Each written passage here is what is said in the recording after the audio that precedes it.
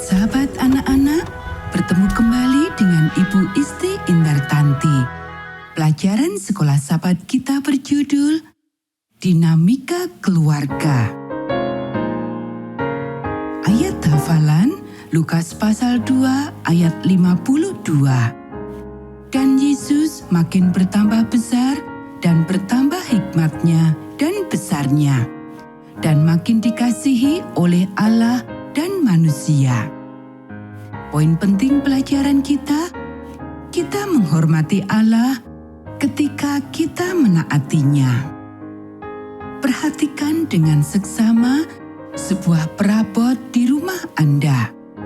Mungkin sebuah kursi yang menurut Anda nyaman.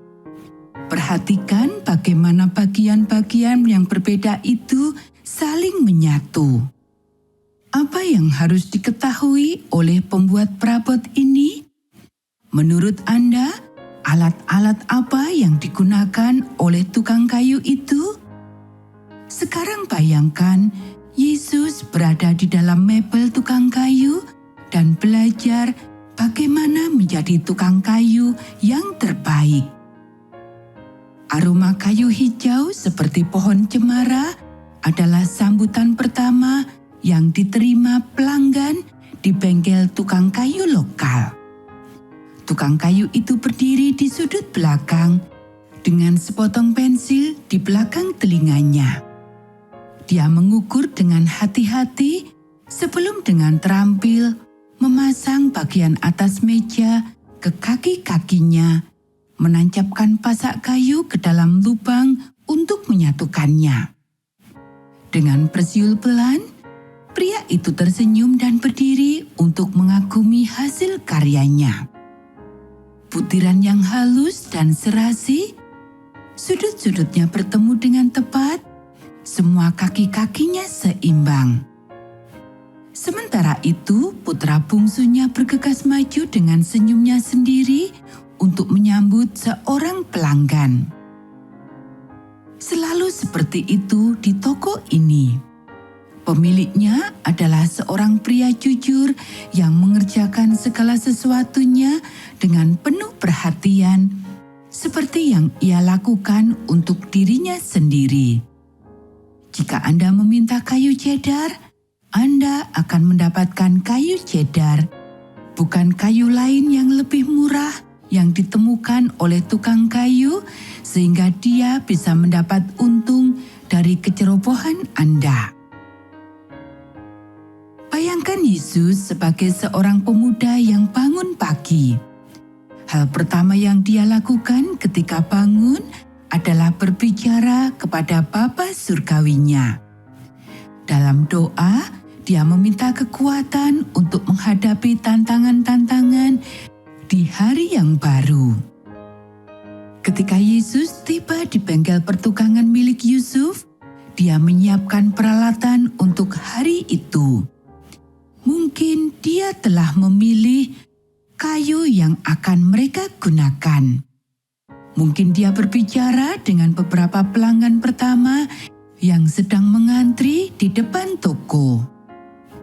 Meskipun keluarga tukang kayu itu berasal dari garis keturunan Raja Daud, mereka tidak kaya akan harta benda.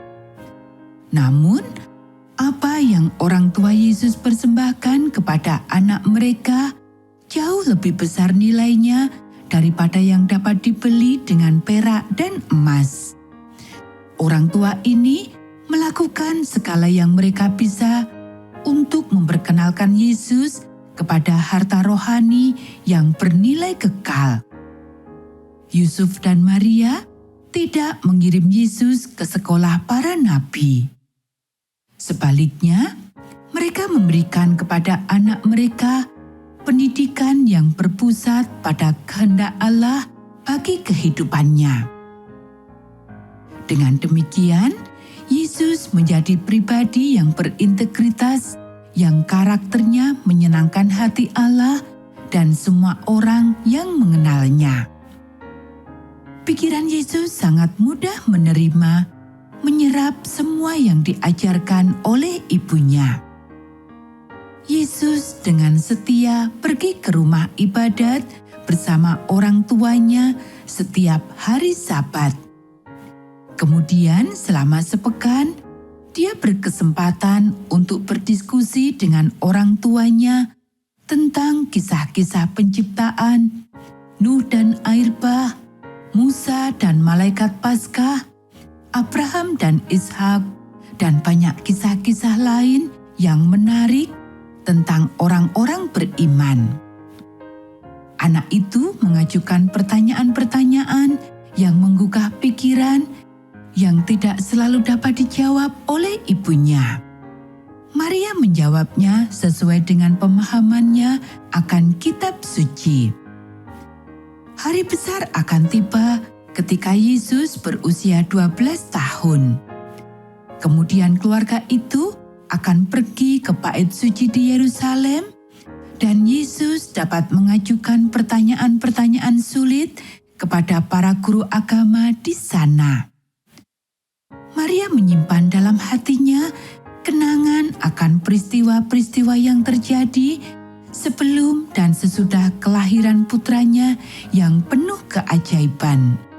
Kisah-kisah ini termasuk kunjungan pribadi para malaikat, para gembala, dan raja-raja yang kaya raya yang mengikuti bintang, bukti bimbingan Allah dalam kehidupan mereka.